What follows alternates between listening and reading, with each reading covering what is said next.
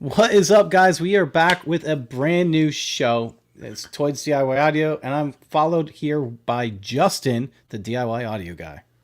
Yes, indeed. How you been, man? I've been good, man. I've been really good. I've been looking forward for this broadcast, and I love that you're doing your lights. I also like the new position. You've positioned yourself in a corner now, Yes, I'm now in the corner because I am a troublemaker and I had to get relegated to the corner. So which is good because we're going to be getting a lot of people in trouble today. Now, you know what? the We okay. I'm sorry. the blue screen behind me wasn't working, and so I just had to change. I didn't like the way it looked. My goal is to build some shelves and stuff to put back here. Maybe hang some subwoofers on it, make it look a little nicer. So Honestly, I like this a lot better. I really do. I like the corner. And even the way the color's going off, you can tell that you're in a corner because it's like brighter purple on one side and lighter on the other. That looks nice. I like it. yeah, it looks like we got some good activity down in the chat. We got some of the usual gangs here. Our good friend David K is here. I see Cornut. Cornut's one of my patrons. It's good to see my patrons here. David K is as well. John K is there. I think John K might be a patron as well. I don't remember all my patrons. He's here a lot though. And the cool thing about David, I actually like wrote him a message because almost every week he asked me like, "Are you guys going to have sound advice tonight?" So I just sent him a message in advance today. I said, "Yeah, we're having it just in case you ask." And here, it was just an inside joke between us, but it was fun. We're Justin's. kind of Go ahead. we we kind of we're kind of hit or miss. We can't always make it every Monday night, but we sure try to. So Absolutely. Now, I think Fart King has it right when he says, "Hey, everything today is expensive. Making slash fixing your own stuff is coming back," and we completely agree. And we think that there's some things that you can utilize that don't have to be expensive, although they can be. That that's making DIY a lot more intuitive. And honestly, you can make things that are better than store bought for cheaper with some of these things that you can do and to your taste. And so we're going to be talking about the new technology. We're going to talk pros, we're going to talk cons, we're going to tell you like where we think you should start, where you shouldn't, and what to expect out of this because we kind of bounce around this subject a lot when we're talking about DIY, but I don't think we've ever really spent time really focusing on it, have we? I think we did back when Rob was with us. We did a show on this, but it's been a couple of years now at this point, and so it's time to kind of update that just a little bit. And I haven't changed since then. I'm still a little bit of a Luddite, and I'm not usually that. I'm usually, I'm the most of my life, I was the guy people came to when they had computer problems. I was the guy at work. He's the young guy at work. You got a computer problem, go see him. He can make it work. And I don't know, I'm no longer that person anymore. As I get older, I get less and less excited about new technology. I guess I'm of a certain age now. So that is hilarious. So today we're going to be mainly focusing, although we'll be talking about other things too, but the main three things that we're going to be talking about are lasers, 3D printers, and CNCs. Should you go with any? Should you not? And here's the thing that I'm seeing. I'm seeing more and more DIY projects, including my own website that you can do. You can buy like the DXF files. You can buy all of these files to be able to make your own. A DXF file, by the way, is a CNC file. And sometimes they'll throw in your STLs, which are laser files. And so there used to be a time where, some of this, and I think you, Justin, had said this before, you don't want to necessarily design it all the time. And so I think some of this time we're talking about is you don't have to necessarily design it, although I think it is a good idea. I would love to have all three. And I got to give a huge shout out for Jeff because Jeff has helped me a ton with my laser when I first got it. And it's people like Jeff that make getting into these newer technologies something that seems attainable. And so I really appreciate Jeff. He helped me out with my X tool. He helped me out with my Otor. He helped me out with a ton. He told me what to get, what not to get. I mean, I really appreciate Jeff. And honestly, some of those videos that came out probably wouldn't have come out if it wasn't for him. Good. The interaction with the audience is one of the most exciting parts about doing this whole YouTube thing. There are so many people out there that they're brilliant, they're artistic, they're creative, Blake here in the chat. I mean, Blake. I mean, Blake Yeah. works for Digital Designs. I mean, come on. Oh yeah. I've people send me pictures of the work they're doing, and I love seeing it because we have so much talent out there in the DIY community, whether it's car or home. I love seeing the pictures of the cool stuff people make. So let me ask you this. All right. We have 3D printers, CNCs, and lasers. I know you don't have any of the three, correct? that is correct. So out of those three, where would you start? You personally? I would not buy any of them. Well, you have to pick one. I know what you're going. Never mind. I got you. Yep. You play you. You do you. I got you. We're going to do a little bit of, Nick's going to be in favor of it. I'm going to be kind of against it here. I'm going to do a little devil's advocate. I wouldn't, and there are several reasons why that I'm not really, I mean, if I wanted one of these things, I'd have them by now. You've sent me links to ones that are dirt cheap. You've put me in touch with companies who might give me one, and I'm all like, I don't know if I even want one or not. And so I'm going to stand very firmly in the camp for the entire show of I do not want any of these things at the moment. So here's the deal. I that's not what I thought he was going to say. What I thought he was going to say is I don't want to necessarily buy any. I might go to like a makerspace and stuff and try to use one before I buy one, which is a really good option. Which I have done. You have I've absolutely done. And I think that's important to remember. I have my sister-in-law has a Glowforge, and go ahead, read that comment. No, you keep talking about your Glowforge, and then I'll read that. And she has started to use it to make trinkets to sell. And she's really excited for Christmas when she can make Christmas ornaments. She loves to take like a log and, make them kind of like round, split them, I don't know what the word for is, it like the cross section of a log, and she etches these family trees on them. The names of all your children and when they were born, and your parents and when they died, if they've died, that kind of stuff. And she sells these things and does very well with it. And their business is growing so fast that they've invested in a laser that runs about 10 times as fast as that Glowforge. That was not cheap, but when you compare it to the cost of the Glowforge versus the speed, it was a bargain. And we'll have to talk. Oh, good. And it's awesome that people can get going in cottage industries like that, and you can make things at home and make some money because, hey, they're going to retire one day. And how cool would it be to retire early and just sit back and watch your laser burn wood all day long? Go sell crap at the farmer's market. Sounds like fun. Well, and that's the thing too, is that sometimes we look at these expenses and don't realize that we can pay these off relatively quickly if we're willing to sell things on the side. And I think that's a really important thing.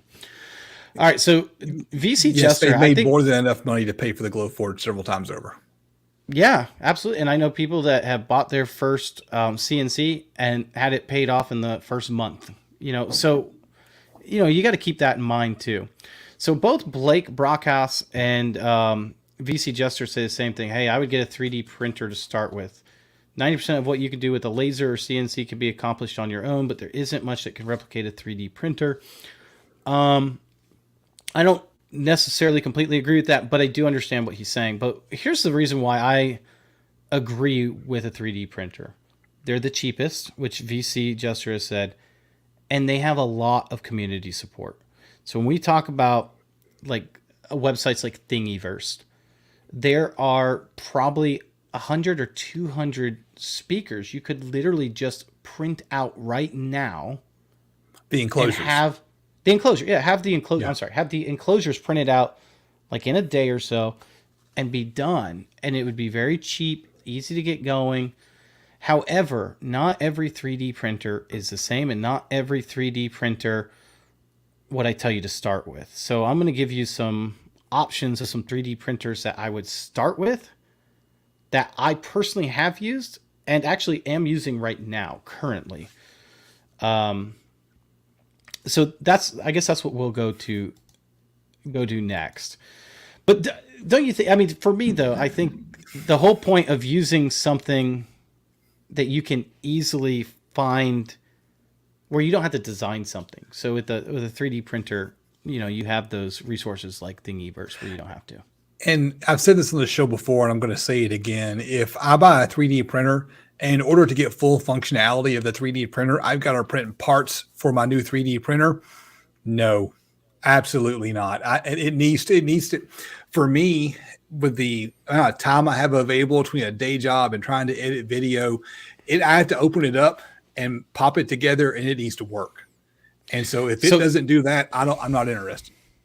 I completely agree with you. My first 3D printer I literally had to spend like an entire day assembling it. And then when I got done, I got one good print out of that the entire time I owned it.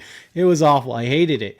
And then I started getting into some more. The Ender 5 was one I had, and I actually gave to my dad. And that one, once again, you had to print off a lot of different things to make it better. And I just like, well, I just want one that works. And this is the Focus 3D printer. This one literally is 99% pre-assembled, and they're not lying. I have a video on this if you guys want to see how this comes. But this comes with basically this top part folded down, and that is it. You just fold it up and put in those 4 screws, and you're ready to print. The truth of the matter is, though, this is a lot more expensive than it typically is. It's typically... Well, I can't say typically. It is originally $350, but you can often find this on sale for $250.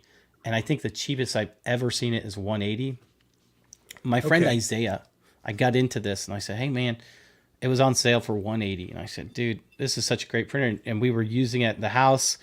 He bought it that day, loved it, bought a normal Ender 3, not the S1, which we'll be talking about here in a minute. And got it for like $100. He got it on a really good deal.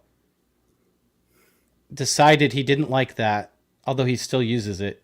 And so then he went and bought another Focus when it went back on sale.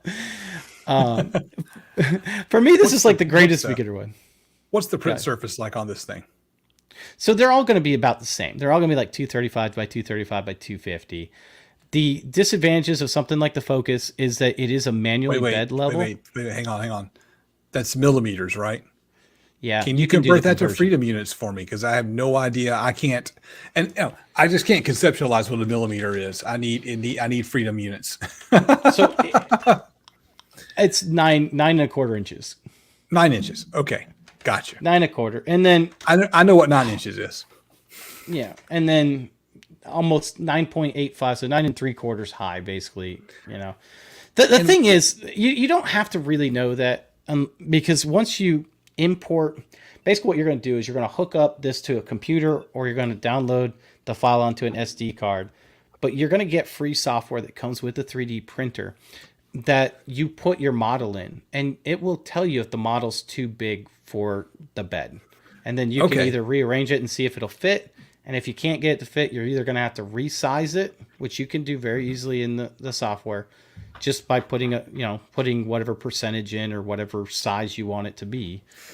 It's pretty simple to do. 3D printing is easy if you're not designing. If you're not designing, 3D printing is easier. And I'm not going to say it's simple, because you still want to like set up your machine. Like, this is a manual bed leveler.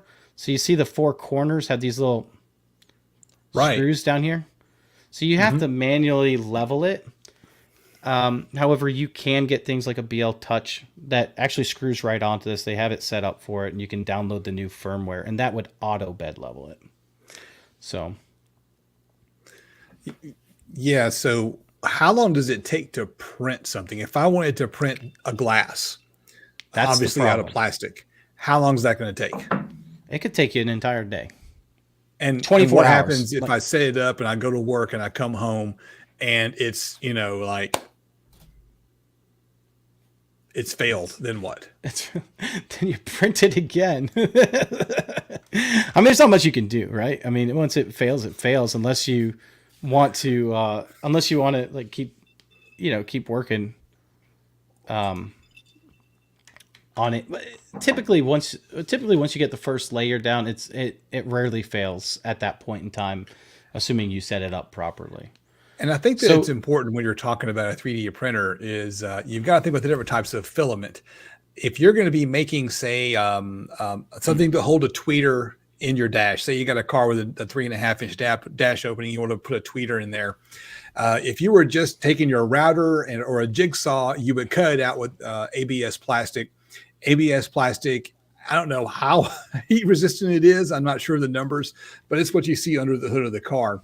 And my understanding is PLA melts at a lower temperature. And so you've got to be very careful about your application and the filament for that application. Am I way off base here? So I like John's comment. Yeah, there's some people having a good time talking about Tinder down there. I don't know what Tinder is. Use Tinder to start a fire, I guess. I've been married for 23 years. So I think you're no thinking Timber, but yeah. Timber. Yeah, No, they're talking about Tinder. Maybe. No, I know, but I'm saying timber is used to start a fire, not Tinder, is it? No, Tinder is the small stuff you use to start a fire. Oh, okay. Well, whatever. Yeah, learned something new today. Timber is what you yell when you cut a tree down. If you're paying $350 for the Focus, I'd go with the Ender 3S1. Okay. Oh, and with ABS, it's actually harder to print. You actually need an enclosure because you have to keep the heat up. I would most of the time we're talking about PLA with these things, but you can do it. The thing is with 3D printing and like a lot of these, there's a lot to it. So I'm not gonna say it's easy to get prints out that are already made, but it's hard to get it perfected. Right. So you really have to go in there and really tweak your machine and learn about it to be able to really perfect it. This is the Ender 3 S1. This one I actually have. They have an S1 Pro too, which has some upgrades to it. This is the only other one that I've ever had that I didn't have to do anything to. This one is cool. It does have auto bed leveling already, and it sets it all up, and you're ready to print right away. The reason why I got this is because this one does not have a touch screen, and you might be thinking, well, I want a touchscreen, and that's true. However, the issue with 3D printers, if you already brought up, was they're slow. Right. And so Creality created this. Oh, you have one? Here. Yeah, this is called the Sonic Pad. This one's not plugged up right now. Where's the hedgehog at? Tails is with it too. Can I play a game on it? You can, but not Mario. So this thing actually installs Clipper on your machine, which is just another software. Don't worry about what it really is. But what it allows you to do is print significantly faster. So that 24-hour vase or glass that you printed might only take 8 hours now. Okay. That's a big difference. Okay, if you were to get away from this, sub $500 3D printer and go to something that's more industrial, if you were to pay $1,000 for a 3D printer, would it be faster? I wouldn't. No, but you wouldn't spend that much. Not unless you put Clipper on it. Well, I mean, I might, but I mean, I'd probably build one. There's a couple out there that you could build that are better, that have linear rails and things of that nature. But the Clipper is the right way to go, because here's what happens. All right, when you have a 3D printer, think about what's going on. In this particular 3D printer, the bed's moving back and forth, and then you have the nozzle moving back and forth. Just like in a speaker cabinet, when all those things are moving, what's happening? We're having resonance, right? Yep. And so the typical firmware that this uses is Marlin. Marlin doesn't account for resonance of the printer. It just assumes everything's staying parallel. So that's why you print slowly, right? So that way it doesn't resonate or move the printer. With something like the Clipper Pad, it actually has a resonance sensor that plugs up to it. And wherever you place your machine, you test for resonances on the head and on the bed. And then it basically creates a profile that gets rid of those resonances when it prints, so it can print significantly faster without having those issues with the printing. Now, I will say that's another $160 add-on to your $350 printer. Kind of, except Creality does something kind of cool. They do this combo deal, where you can get it for $409 altogether, and that's the way I would do it if it was me. The Clipper is a whole nother story. You still have to learn it, and if you want to print fast, you really have to make sure your machine's dialed in properly, because otherwise, you're going to get a lost string everywhere. Gotcha. So, I mean, the time spent dialing things in. Yeah, exactly. You want to spend some time to. So this is a good thing. So when the Sonic Pad first came, I got it when it first came out, and it did have a lot of kinks in it. So for example, some things that a lot of people don't realize, like the Ender 3 S1 actually has two different boards that could be in there. You actually have to open up your printer and see what board it is. It's actually pretty easy to do. But when you set it up the first time, you have to go through that whole first process of setting it up, and it's kind of a hassle to do. But they had a lot of issues like with the resonance cables not working and things of that nature. As far as I know, they fixed all those. I have never had any of those issues with mine, so I was lucky, I guess. Good. So, oh, good. What is that? I was going to ask. An Octoprint arc welder? I don't know what arc welder is. Octoprint is just a way to print from somewhere else, or send it over to the network. Like I have mine set up with Octoprint or a version of Octoprint, and it just sends it over the network to it. And if you put it on like a VPN or something of that nature, you could, print from anywhere. And I'm guessing arc welder isn't like an actual arc welder. It is something else. I don't know. I don't know what arc welder is. So Klipper is adjusting. It's replacing the firmware. It's removing Marlin and replacing the firmware with Klipper. Okay. So it doesn't do anything with the G code. It has nothing to do with the G code. But it's one of those things that if I was going to get in a 3D printer and I wanted to print fast right from the get-go, I would just skip it and buy the Sonic Pad with the S1 and be done with it. Because no matter, like, even if you learn Marlin and you flip over to Klipper, it's a different system. You're learning it all over again to a certain degree. The same things will equate, but it's in a different place. So I would rather just learn it once. I don't personally love the idea of 3D printers, although I love the idea of what Elliott Designs is doing with his. He's actually using it to print molds. So, thank you, David K. So don't forget to hit that like button. David K, we really appreciate the super chats. Thank you so much for that. And so he's actually making speaker enclosures out of concrete, and he's making the mold out of the 3D printable thing. Right. He can just pour it in there and then take, and that's a cool idea. Print the mold, then pour the concrete. Yeah, then pour the concrete. Like, that's cool. So Here's the deal. There is no printer that I know of that you do not need to measure or tweak something. Like, it's just the nature of the beast. I hate to say it. And that's, you got to waste all this time setting up every time you want to print something. I mean, if you're printing a lot, and this is the thing, you don't want to buy one of these. You don't want to spend $400 on a 3D printer and let it sit in a corner and gather dust. And I would wager that 90% of every 3D printer sold is sitting in a corner gathering dust, and someone's all like, well, I should sell it, but I don't want to. I might use it one day. It's like a treadmill, right? Someone's just going to sit and hold on to it forever, and it's just going to sit there. And because the technology moves fast and changes fast, what's a 2-year-old 3D printer worth? Well, I don't know. I've never bought a used one, and I wouldn't necessarily tell anyone to buy a used one because you don't know what people have done. And unfortunately, unless you can see it printing and working and everything, then I wouldn't touch it. Because I don't know how many times people have bought like returned printers and then got it, and there's like people have messed it up so bad. It's usually not worth it unless you know the person or something. Fair enough.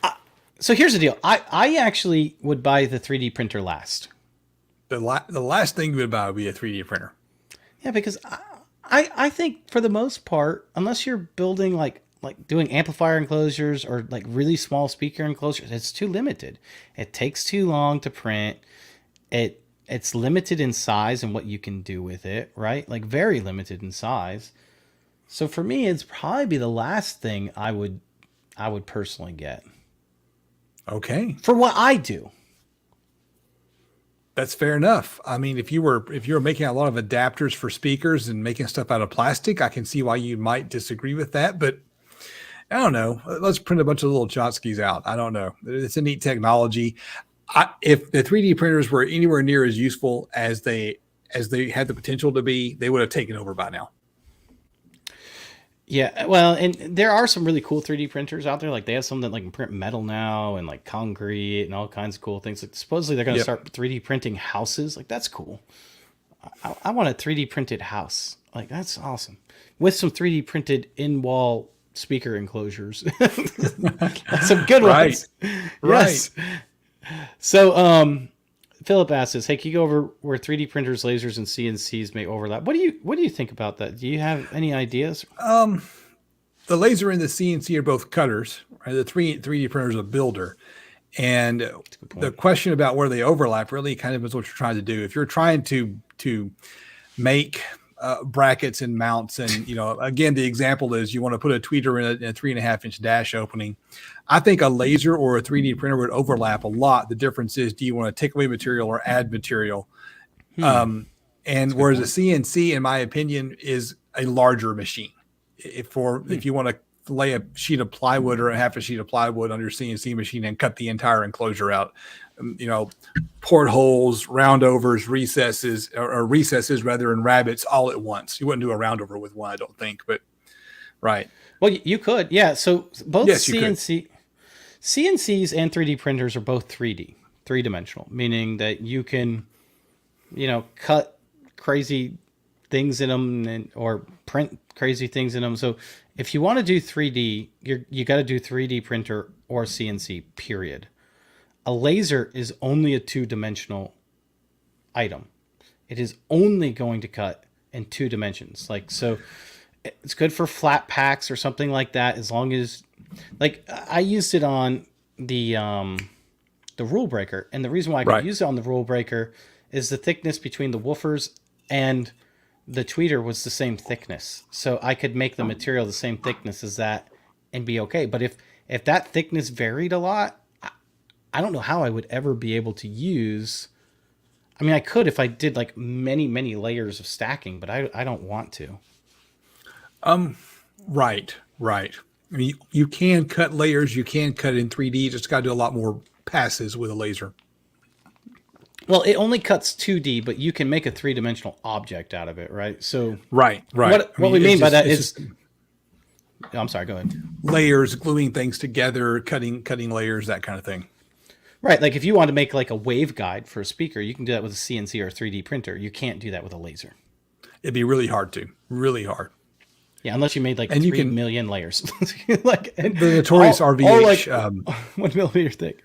The notorious RVH there has hit the nail on the head, right? You can set the depth in making it an engraver. Sure. You can engrave with a laser as well. If you were going to do decorative engraving, a laser is the way to go. If you want to cut, I think a CNC is better for just cutting, unless you have really fine details. So I think that was a great question. So thanks for asking that, Philip. For me, the CNC is by far the most versatile machine you can have. By far. It is also the most expensive one by far as well. And there are definitely CNCs that you should not buy. And a lot of them are the ones that people buy. At least for what we're doing, right? I would stay away from it. So I was going to go to laser engravers, but let's just go to CNCs because I think that's where we are. Sure, let's do that. Before we jump into CNCs, I want to talk about alternatives to CNCs, if it's okay with you. I'm going to share my screen here. They've changed the interface for sharing the screen, so I had to be all awkward and act like I don't know what I'm doing for a moment. I know they did. They changed like all the layouts out on here. So right. So you can do a whole lot in the DIY world without using a CNC machine. But here's what you got to think about. Hang on one second. So if you want to cut out your speaker cutouts, you can use a Jasper Circle jig. And these things, how long has this been around?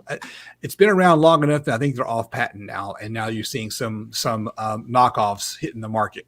So the Jasper Circle jig, you can cut recesses with these. And the very first time I used one, that's what I did. I cut the recess and then cut the hole out. And that takes multiple passes and lots of time. A CNC would be faster, but a Jasper Circle jig is $50, and you're not going to be doing DIY audio without a router. You can, but you really don't want to do it without a router. A router is kind of a basic tool. Even if you have a CNC, you probably should have a router. So if all you're doing is cutting circles out with your CNC machine, why spend $2,000 on a CNC machine when the Jasper Circle jig can cut the same hole? So if you're going to do CNC, you need to be thinking bigger. Well, if that makes sense. I don't know. I'm going to disagree here because here's the reasons why I would still use a CNC, because I agree. By the way, the Jasper jig is definitely the cheaper way to go, and I have one. It hasn't been used in like 4 years, but I have one, and I love it. I used to love it all the time, but you're still out there sitting how many hours doing however long it takes you to do, and I'm not, I don't know what all you're doing, but then you're out there forever long, and then depending on what you're cutting, you have all that toxic dust going right in your face and things of that nature. Or with a CNC, you can lay the wood on the CNC, walk away from the machine, let it cut. You don't have to be exposed to all that dust and everything. You just hook it up to, I have it hooked up to a dust collection system. It sucks it all up. You can use even as simple as a shop vac. And you're right. My biggest issue with the Jasper Circle Jig is it is the only thing that makes a lot of dust that I don't have on my dust collection system. But you can mount these in a table. In fact, I can't believe I'm blanking on his name. The guy did that awesome kicker install in the Buick. He posted on Facebook. Stu.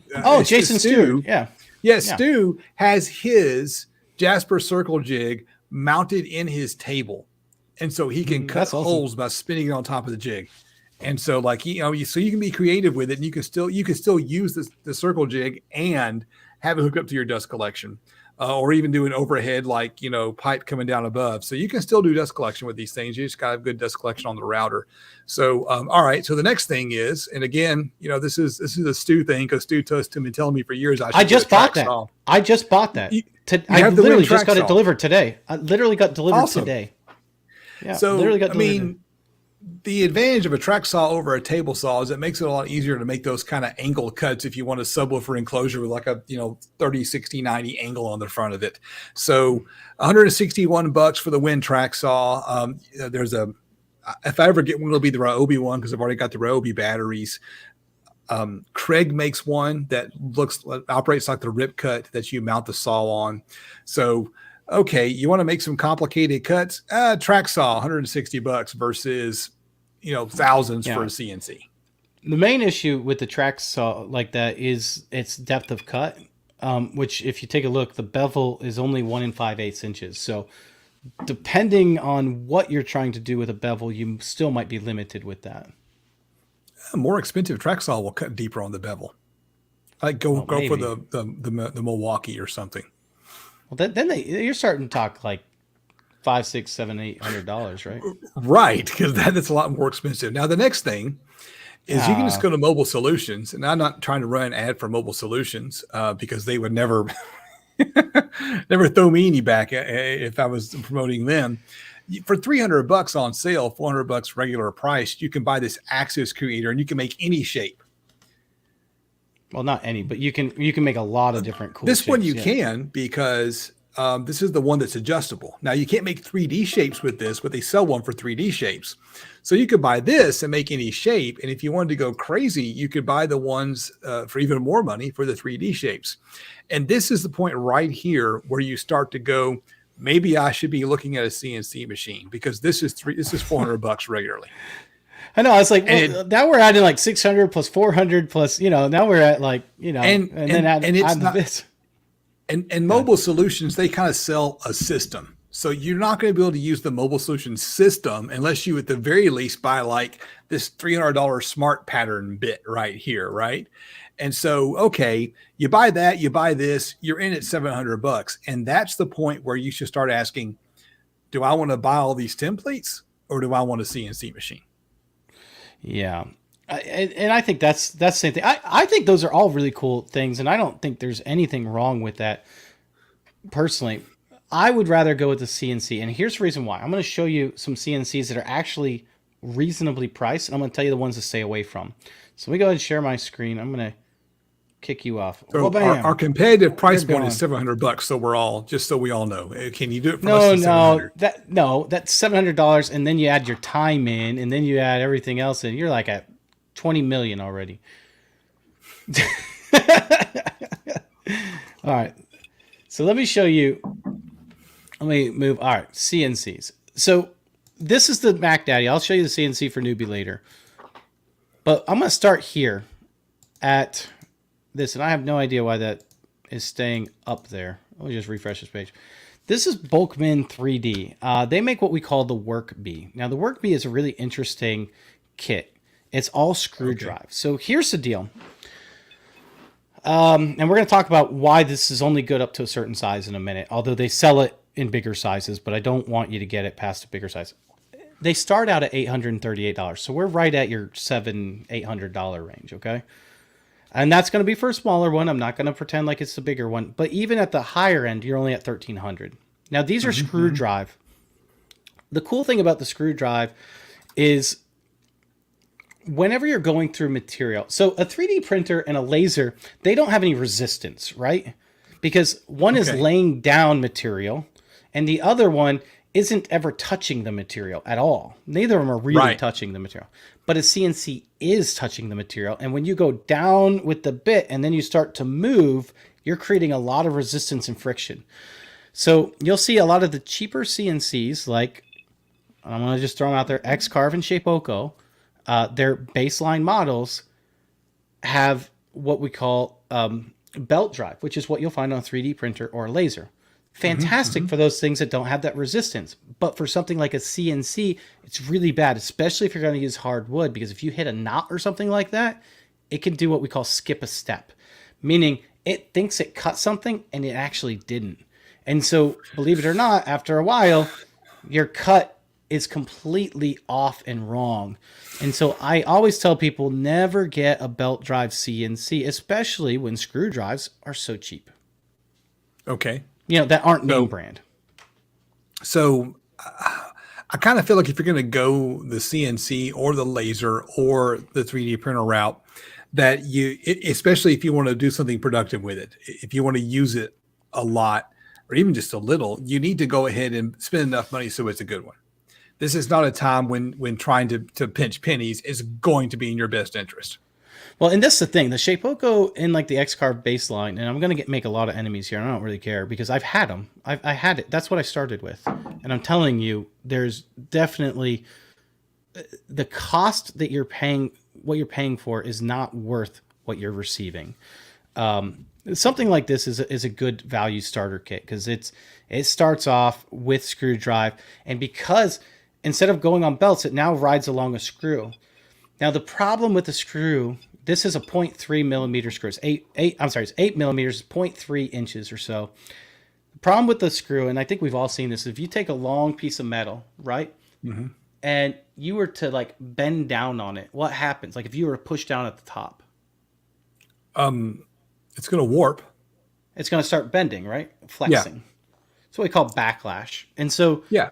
I wouldn't get much further than like a 2 foot by 2 foot with the screw drive, because after that you start creating too much backlash, and that's just as bad, you know, as your belt drive. So your screw drive is only good to really 2 foot by 2 foot. They sell a 4 foot by 4 foot screw drive, but I wouldn't buy it. So instead, let me summarize. Yeah. Don't bother with a belt drive CNC. Period. Correct. You've tried it. Take advice from Nick. Toys DIY has burned the money, and he's trying to save you some money here. Don't waste your time. If it's a small CNC machine, it's okay to use a screw drive. Yeah, and there's two reasons why I wouldn't do a belt drive. One, belts stretch, right? So you've been cutting that same circle out for like a month, right? Now all of a sudden that circle's significantly larger, and you're like, well, why is that? Well, the belt has stretched. That's the reason why. The screw doesn't stretch, all right? So you're still accurate every time as long as you're keeping it nice and oiled and things of that nature. So, and then obviously it can't go nearly as deep or as fast. You're going to be using like a hobby router on it. These ones that I'm going to show, the next one I'm going to show you, you can actually use like a 20 kilowatt router, spindle, and I'm sorry, 2.2 kilo. I said 20. You know what I meant though. Yeah.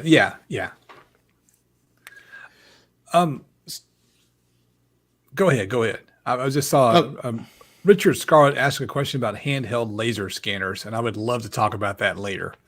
All right, I think we should talk about that. So this is the next size up. This actually uses a ball screw. Now this ball screw is about a 1/2 inch thick, so pretty darn thick one. And this one is what I would do if I want to go 4 foot by 4 foot. They do sell a 1500 by 1500, which cuts like 50 by 49 or something. So Okay. half a sheet of plywood or MDF. And, depending on what controller or whatever you get, it might be $2,000. It might be less. I mean, this is like 2,100. Might be less. It All depends on right. which controller you get, but somewhere in that range. I like the idea. I use all stepper motors, but if, depending on which one you want to get, it can be 1,700 to 2,500.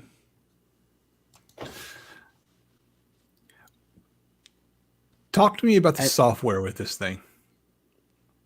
so you have two different softwares, and that is an issue with both lasers and CNCs. There are free software that you can use, but most people will buy it. So I use the program Aspire, which is very expensive, but you can use things like Fusion 360. Fusion 360 is free for hobbyists. Otherwise, you can purchase that, and that's design software and also printing software. And I know I told you that if you're just doing like basic subwoofer boxes and doing like a lot of 2D stuff, then you can use SketchUp and design all your stuff in SketchUp and then transfer those SketchUp files to your CAD program. So you have a CAM program which designs everything. I'm sorry, a CAD program that designs everything, and then a CAM program that cuts everything. And so the CAM program is just where you tell it what tool you're using, and you cut it. And for everything I use just a 1/4 inch bit, and that's it. I got a bunch of them. One breaks, I just replace it. And what kind of router do you need for that? That one we have up on the screen right now. Is this Well, it something comes with where it. you can use? It comes with it, Yeah, it comes with so it. you Yeah, don't need it to comes go with buy everything. a $200 router to hook up to it. No, this comes with everything. This comes with the water cooled spindle. It can come with an air cooled if you want to. Water cooled usually stays cooler, but you can do air cooled or water cooled. And these are ones that are going to get you to go, easily a 1/4 inch, maybe even a 1/2 inch cut going through, depending on how stiff the machine is. And so And so, this is a 1500 by 1500 millimeter, which is 59 inches by 59 inches in Freedom units. It comes with a water cooled spindle. You need a 1/4 inch bit, and it is the ball drive. The ball, what'd you call it? The ball screws. yeah, 1/2 inch ball So screws. it's Yeah. so it's the heavy duty. So for $2,500, you've got something that's a little bigger than almost 59 inches. That's almost 5 feet. Easily can handle a half sheet of plywood. Well, That the working seems area is only 50 by 50 or somewhere around there. okay, but still, that's a half sheet of plywood. That's pretty good. And at 2346 fully loaded, that's not too shabby. No, this is where I would tell someone like, "Hey, I want to get started." You could have that paid off pretty easily if you wanted to as well after, selling some things on the side. And I'm bringing that up because there's a David whose last name I'm going to slaughter, Casilla. Curious what CNC is worth the money for a hobbyist for a full sheet MDF. So that's a good question. You got a 4 foot by 8 foot sheet of MDF, which is oversized. It's 49 inches. Is it worth it for a hobbyist to use a full sheet of MDF, size CNC machine? And what would one cost? Typically not. I mean, it's not. This is what I use. I use a CNC for newbie. I will admit the prices have gone up significantly since when I bought them, but so has like pretty much everything since COVID and inflation hit. But they Yeah. have CNC machines, and when you're looking Thanks, at a Biden. CNC machine for that big, you want either a ball joint or a rack and pinion machine, and either one will work just fine. I have a ball joint. I have a 4 foot by 4 foot, but they do sell 4 foot by 8 foot. This is a new one. I think that is like, I don't remember right off the top of my head, but you can check out this website. I linked all these below. I don't make any money off of these machines. This is what I use. The New Carve is probably one of the best ones to start with as well. The main issue with the one I just showed you, the Workbee, is it does use like older software. Some people won't care. These ones all use like newer software. Like for example, mine uses UC CNC, which is really professional grade CNC Okay. software. And so like mine, for example, you can add a spindle on it if you want to, and then you can actually start cutting out spindles for like chairs, tables, or if you're doing something Oh, else okay. DIY. Because it does 4 axes. It has the ability to do that that fourth axis if you want.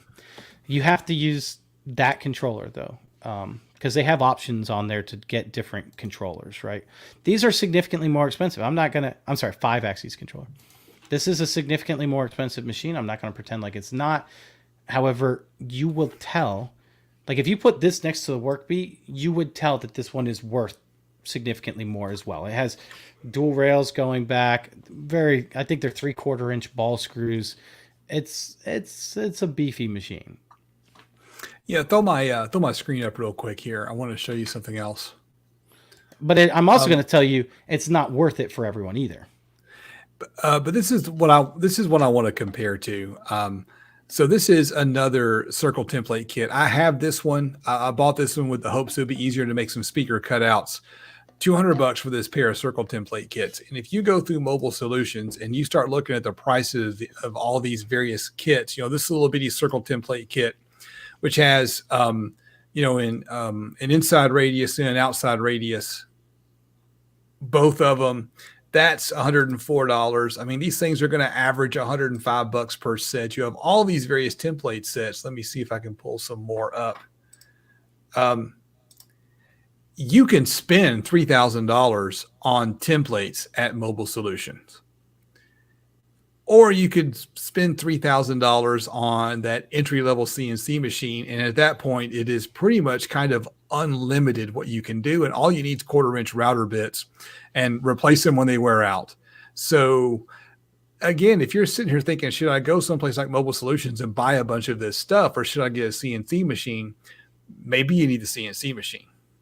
Yeah, and the CNC can also do 3D. Like we're talking a lot about 2D, but if you want to put those chamfers on there, as long as you design it in the software, it'll cut those big chamfers on the material. If you want to make a wave guide that's like 3, 4, 5 inches thick or whatever out of hardwood, you can cut that in there. Like all those things you can do 3D out of. Of course, you can do 3D engraving, 3D carving. You can do all that type of stuff with a CNC where, you're not going to be able to do that necessarily with this. I'm not saying not to, but Jeff, here's another one that's $700, and I mean, you can quickly get into the template game and spend a whole lot of money, and that's the point where if you're over here looking at these templates, that's the point you need to be thinking about CNC machines.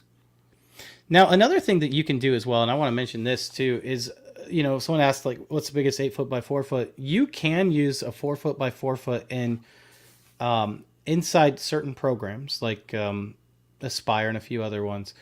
You can actually tell it to cut an 8 foot by 4 foot. And then basically what happens is it'll cut like half the sheet and then you push it further down and cut the other half. So you can do that on really any of those CNCs. You can even do it with even a smaller, you just have to do it in multiple passes. But 4 foot by 4 foot, if you're doing like large subwoofers and stuff, to me, what I've come to the realization is that you save a lot of material because you end up having the Schipickel was always a weird size. It was like a 30 by 30 or whatever. And then when I cut it out, then I have all these like 15-inch pieces left over, 13-inch. So I'm like, well, what the heck am I going to do with this? And then I ended up just like burning it or throwing it out because I had nothing to cut with it. 4 foot by 4 foot, you split your plywood or MDF roughly in half with a track saw, or have them cut it down at Home Depot. I always have them cut it down at Home Depot because it's heavy, right? And that's kind of, I think that if you're going to do a CNC machine, you should do a 4 foot by 4 foot minimum, or not bother with it. Or 2 foot by 2 foot, depending on what size you're doing. But something where it's divisible by the material that you're cutting. Right. Justin, you could just 3D print your templates. Absolutely. That's true. It'd be the cheapest way to do it, actually. Or if you had a CNC machine, just throw some plastic up on there and CNC the templates, right? I mean, that's how they make them. Because the last time I ordered anything from Mobile Solution, it was pretty obvious that they laser cut the acrylic before they shipped it out, right? They didn't have them in stock. They took forever to make. They laser cut it after you order it. And this is exactly where I think laser cutters are the best for. Laser cutters are the best for like cutting out templates and things of that nature. There is a problem with the laser cutters. There's 2 different types of laser cutters, by the way. There's CO2 laser cutters, which is like what the Glowforge is. And then there's like blue laser cutters, which is like what I use, okay? Now, those laser cutters, there's certain materials they can't cut through, and one of them is clear acrylic. So you cannot use clear acrylic on it. You have to use, like a black acrylic. There's certain Can you different colors. repeat that? You can't use clear acrylic with a glow forge or with the. No, you can with a Glowforge. With a CO2, you can, but with the ones that I'm showing, you cannot. So I have 3 different ones labeled down, or I have 4 different ones. The best value is the Creality. By the way, I made a mistake in my video. I thought it came with some things, and I guess it does. I guess it doesn't come with the honeycomb, which was fine. It was a small honeycomb anyway. You'd want a bigger one. So I guess it doesn't come with that. I didn't realize that. But that one's like only like $950, pretty cheap right now. Making amplifiers out of it, certain like stacked like subwoofers and stuff like that. Those are really cool to make with that. You can get some Yeah. really complex like geometry and bracing in there, doing it that way. Then you have things like and then the next one I go, X Tool is my favorite, and here's the reason why. So people have asked me like, which one would I go with? If I'm thinking about upgrading in the future, go with the X Tool D1 Pro, 20 watt Pro. They already have like a 40 watt laser you can buy to upgrade to it. It's not cheap, but you can buy the 40 watt module and upgrade the one you have. You want extensions? You can upgrade that. You want to go to an IR laser? You can upgrade that. I mean, they're the king of just like taking your lasering to the next level, right? Like just continuing to make that machine work for you as long as you want it to be. So for me, that's the best. Like that's the cream of the crop if you think you're ever going to want to upgrade. If you don't, go with the Creality. They're kind of doing this, and I haven't seen any upgrades. Theirs, Acer upgrades theirs that they can upgrade to a 35 watt as well. They're good as well. I like them. They're only $850 now. Like I mean, this thing lasers are coming down in price, and then but they also take a long time. But once again, they're hands off. Once you start the laser, assuming you understand the risk of fire, you can leave. I would keep a camera on it personally, but Fire is a problem. I don't want to burn things down, but there's so much we do in this whole DIY world that brings a risk of fire. I've got that battery I'm working on, and every time I walk out the garage, I look back and I go, "Boy, I hope that thing doesn't catch on fire." but yeah, and the thing with a CNC is you can add a laser to it. If you want to add a laser, you can add a laser head to it and use the CNC to laser engrave. So you don't like the CNC can actually do both, and it is significantly faster than the laser or 3D printer. I mean, you're talking about doing an entire subwoofer cabinet in under a day, like that 21-inch subwoofer, right? Mm-hmm. I mean, each one of them is going to be cut out. Like I use 3 sheets. Each one can be cut out in like 10 or 15 minutes. They might even be faster. I don't run my machine real hard. Some people run it real hard. I run mine pretty gentle because I don't want to replace it. No, I mean the advantage of these devices, you can sit and forget it. Disadvantage, I think Blake pointed out, is the shop space. I have shop space for a CNC. I think I can make it work, but yeah, it does take up space. I think it was Mullen. Oh, I think more than one person may have said it. Yeah, more than one person made the same sentiment. It takes space, right, to make the speakers so you can make the bass. Well, and here's the other issue: like when you're burning either one, whether you're CNC cutting or burning wood, you want to have some type of air filtration, right? So like a CNC, you want to suck up the dust. I use like a normal dust extraction unit, but you can use a simple. A lot of people just use their shop vac. Yeah, you're gonna have to change it more often. That's about it. And with the laser we talked about, you have to worry about getting rid of those fumes. Like if you're cutting acrylic, for example, if you go in there without, I once cut it without extracting those fumes. I mean, I left. I wasn't there but I came back. Yeah. Oh my gosh, it smelled so bad. I was like, man, I'm not coming in here for like 3 days. Hey, Richard Scarlett asked a good question. What about the possibility of a CNC in a vertical position like the panel saws like they have at Home Depot? I wouldn't mind having one of those panel saws. That'd be nice. There is a company that makes a vertical CNC machine, and you hook a regular router up to it, and it uses cables to, 2 cables, like 4 cables for tension, and move the router around. And just the digging that I did on it said that if you don't have the cables just right, Yeah. if it's too easy to screw up. Is the long and the short of it. It's clever. It's really cheap. They sell it as something like maybe a $300 or $400 CNC machine, and it's handy because it can handle an entire 4x8 sheet, and it is cheap. But the failure rate's just too high. Too much can go wrong with it, and I don't care how cheap it is. If I have to buy another sheet of plywood because because it's screwed up, You pay for it by now. Yeah. Exactly. I mean, it'll end up costing more. So there, I forget the name. I forget the brand. It looks cool in the YouTube videos, but I don't think it's a good product. And those are actually belts that are hanging, like running it on. So like cables. Well, they're belts though, but they might be like chain grabs actually. Okay, well, the one that I've seen is belts, but I was going to say, just think about belt stretch on that sucker. VC Jester does have it right, though. He said, hey, time for the elephant in the room. Each time you use a CNC, you first need to clear off the 300 items you set on. It's true. It's true. Look, y'all. Okay. Or clean off the material that you haven't done. It's time for a get real moment, okay? That's not a CNC only thing. That's true for everything. Every time I film anything, I have to clean off the space that I'm filming it on. And then later when I'm going to use the space where all that stuff was, I have to clean it off. So that's not a CNC downside. My table saw is covered with stuff right now. My router table's covered with stuff. I have to move stuff off everything I touch. I'm not good at staying organized. You can't see my desk right now. I cleaned it last week, so it's not that bad.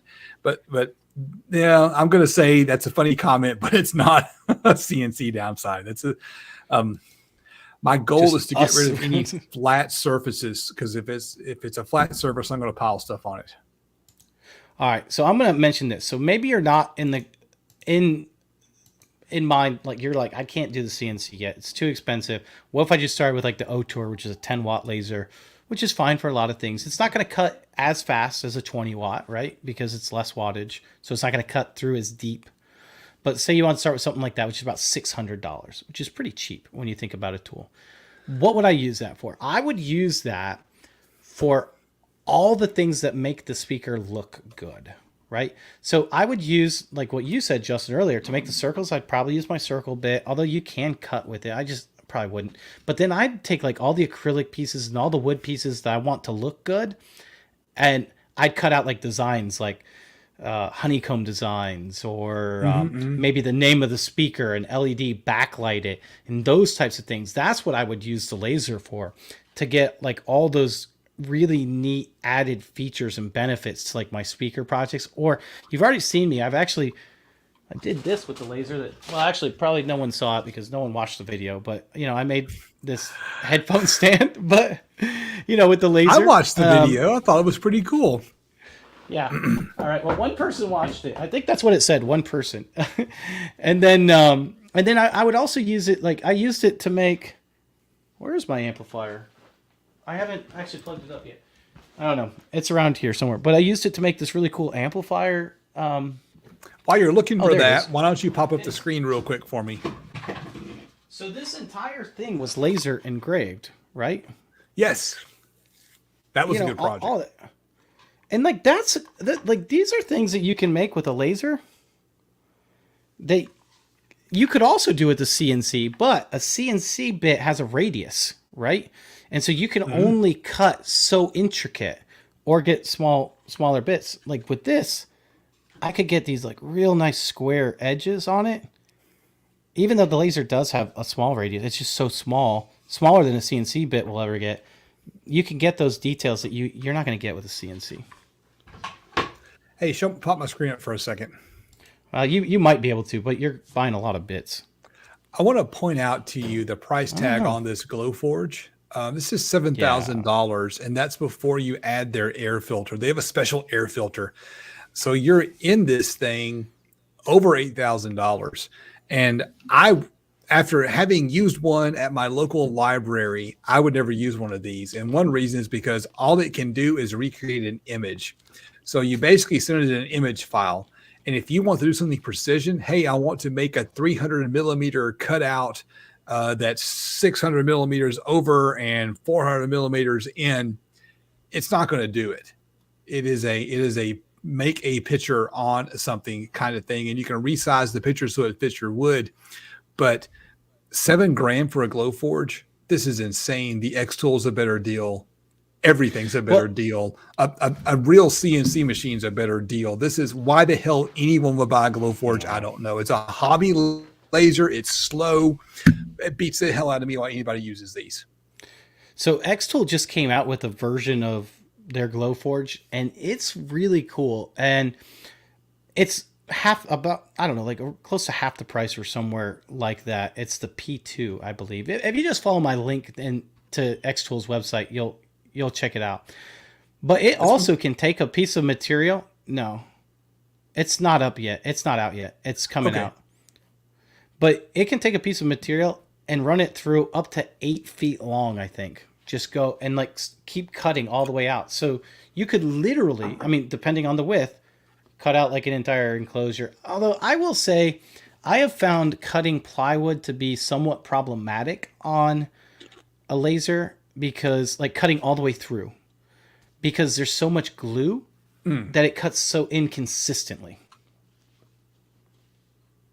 And that might just be my inexperience, because I'm not extremely experienced with the laser. I've had 5 lasers, but that doesn't mean that I'm extremely experienced. They've all been within the past year, so it's not like, I'm still learning. You can pay for that laser by printing "Live, Laugh, Love" signs for the craft sale. Yep. That's literally what my sister-in-law does. You can pay for it making "Live, Laugh, Love" signs. You can. And you can pay for the CNC by making charcuterie boards or whatever. I mean, charcuterie. Also known as grown-up Lunchables. More experience than me now, LOL. I don't know. I just have used more machines. I don't know that I'm more experience. Here's the deal. So for me, CNC is number 1 on my list. And I would start with something like a Bulkman Workbee. I don't make any commission off the Bulkman, by the way. That's just one that I think is probably the best starter one. Although if someone has one... What? Charcuterie board. Charcuterie board. Come on, Blake. This is a family-friendly show, man. So I'd probably start with the CNC, and then laser would probably be number 2. Although it might be 3D printer. It's between 3D printer and a laser as number 2. They kind of go hand in hand. I guess it'd be more of like, what do I want to do with it? Do I just want to print like cool things that are already made? Then I'm good with that.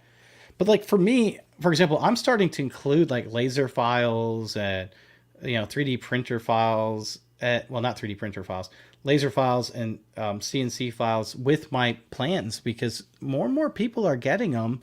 And more people are asking for them so that they can use it themselves.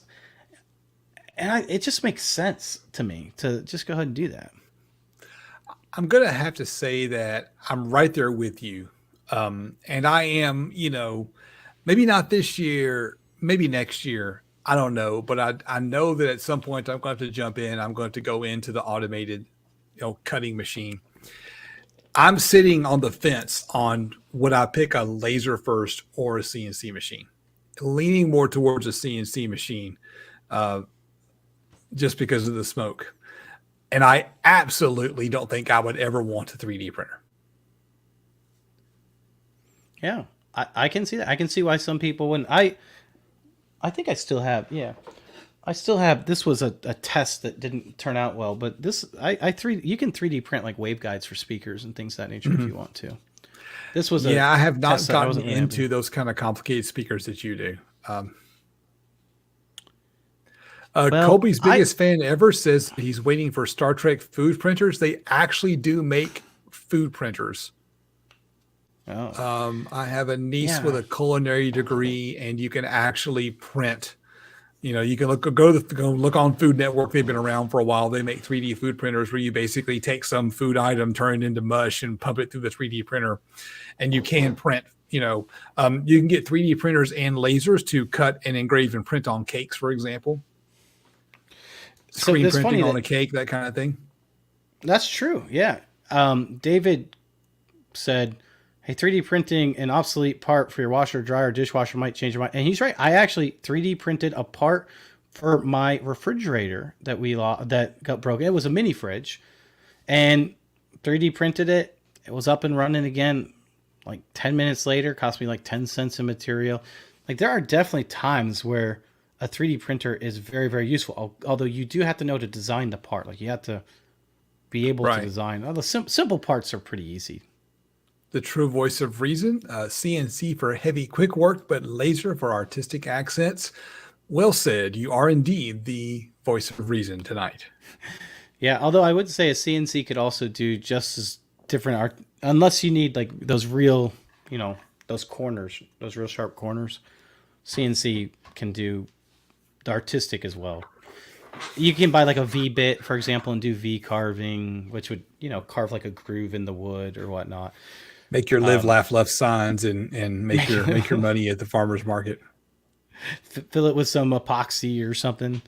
Yep. But I do think you could create like some laser engravable, like with your laser, cut some acrylic out and make some, like templates and sell them online for people if you wanted to. You could do that. So Colby has countered my point. He's specifically talking about the replicators from Star Trek. Those are cool. The problem with the replicators from Star Trek is that they were designed to use the huge amounts of energy that the warp drive created. So like, if we ever get to the point where we have warp drives and we have free and abundant energy, sure, we can say, computer, I would like some Maker's Mark, please. That is so funny. Well, guys, I hope that we answered all of your questions. I don't have really anything else to say about this personally, but I do believe that in the next, even less than 10 years, a lot of DIYers are going to have at least one of these style machines in their house, and they're just going to continue to drop in price and get better in quality. That's just kind of the way it goes. And if it were me, I'd probably start with the CNC if I could. But here's the deal. Even if you don't want to start with it yet and you're like, hey, I'm afraid, I don't know what to do, sign up for a free Fusion 360 account. Start learning the software. You don't have to do Fusion 360, by the way. That's a 3D design software. So if you want more like 2D, then do SketchUp or something of that nature where you can do some 2D models and just test it out and see what you can come up with and see if that can later transfer to your designs and what you want to do. All right, Justin, show me what you got going on. All right, hit the share screen button right real quick. I am working on my Super Beast video. I had one of those weekends where I just couldn't get the video out. That happens from time to time. Usually the stand is I'm trying to kind of make the edit entertaining, and I can't figure out a way to make this battery entertaining. This is a Super Beast module. This is $225 from batteryhookup.com. Use the code DIY audio for a 5% discount. Be very careful with this thing. This out of the box is a 24 volt, 48 amp hour, 15C discharge rate lithium cell. And this is what happens when you touch the terminals together. Can y'all see that? Yeah. So this is not a toy. If you get one of these things, it is a serious badass battery. And my advice is to clean it if you get one because it's filthy because it's used. But this is, I'm trying to find the best way to title the video. This really is the cheapest way to get lithium for your ride. I'm going to use this bank for my test bench for testing amplifiers. And so far, I'm pretty impressed with it. It's a lot of power in a very compact package. Hopefully, the video will launch for my patrons sometimes this week and out next week for the general population. I'm really surprised that build hasn't charged your creative juices. And you know what? Okay, let's see if I can find. Are y'all ready for this? Sparks. It has definitely charged me up. Can y'all hear the music? No, but it's all right. Oh, this is going to be bad. Oh, you touched the ground at the same time. Oh. That is too good. Oh, geez. You had a protection circuit on there, I hope, right? Yes, of course. Yeah, of course I did. Yeah, yes, That exactly. is That so was funny. planned so I could demonstrate what happens when you screw up. That's exactly what Don't. it was. Hey, well, if you're like that one guy on YouTube, you could make a ton of Oh, subscribers like Electro that. Boom. Ah! Electro Boom. Ah, I love that guy. Justin's going to be Electro Doom. Oh, jeez. All right, guys. So let me go and tell you what's going on. Is that it, or do you want to say anything else before I? That's it. That is it. It's Okay. on you now. All right, so I got a couple of videos coming out. One of them I've already finished editing. I'm just going to get it out tomorrow morning for you guys. It's on the Morel Hagalarte, which is a Bluetooth speaker. And spoiler alert, it's really good. It's an expensive Bluetooth speaker, but it's good. And I'm going to show you some of the measurements. Well, you know what? You're going to have to watch the movie for that, or the video. Okay. But I will say this: I give out the measurements on it, and it's a very interesting Bluetooth speaker. It does TWS, which means you can pair multiple together for true, wireless stereo speaker. It's a pretty cool little thing. I got another video coming out, another 2 videos I'm trying to get out this week. One will probably be on Sunday, but one of them is going to be on how to add Apple CarPlay and Android Auto to your automobile without losing any of your factory integration, which is amazing. You don't even have to change out your radio, and it's all plug and play. What you talking Really about, cool. Willis? I know. I'm not telling you. You have to watch it. This is really cool. This is one of the coolest things that I've come across in a long time. I'm really excited about this. It's actually, it's pretty. I've seen it. They reached out to me, but I had to turn them down because I don't drive a car new enough to use the technology. Oh, jeez. Like I saw it, like, oh my God, this is the most epic thing ever made. And I think that the technology Nick's about to show you in that video is going to take over the DIY car audio. Head units are dead. This is the way to go. It is, because like, especially if you buy one with like all the amplifiers and stuff in it, you don't lose any of that functionality. You get to keep all your amplifiers. You get to keep like all that stuff. Like if you have that nice Bose, if you want to call it nice, whatever that high-end upgradable sound system that in your car, you won't lose any of that functionality. It's pretty impressive. And you can still, tap into the wires and run some kind of aftermarket, summing technology and add more amps to it, of course. All right. Yeah, exactly. So then one more video that I'm trying to get out this week is on a new portable projector that I have that I'm going to do some tests on. You're going to drop 3 videos this week, Nick? Oh, I'm trying my hardest. Yeah, I'm going to try my hardest to get 3 videos out. Well, one of them's already done. I'm just dropping that tomorrow. I have to shoot the other 2 still. So you know the rule, man. Don't preview videos you don't have shot yet. Well, they're coming out. So they're coming out. If they don't come out but that portable projector is really cool. This, like, you can set off on the side and it auto focuses, and it like auto I don't know what you want to call it, but it automatically adjusts to the screen. So we call that keystone in technical terms, but basically it's going to adjust all the corners and everything to fit perfectly flush on the screen. You can put it off to the side, you put it here. It's actually pretty neat. I've actually listened to it in my surround sound, and believe it or not, the speakers surprised me with how good they were. Much better than any TV I've ever heard. Now I am going to test it out outside because I want to know how that speaker works outside as well. So it's going to be pretty interesting. I'm pretty excited about it. Yeah, ambition is thy name, Nick. Well, I am trying my hardest. I want to get all 3 videos out. Someone had asked about the tech stream. It's not coming out this week. I'll tell you that much. I can promise you it's not coming out this week. And I can also promise you that there's another video that I want to get out, and that's not coming out this week either. So those 2 are not coming out this week.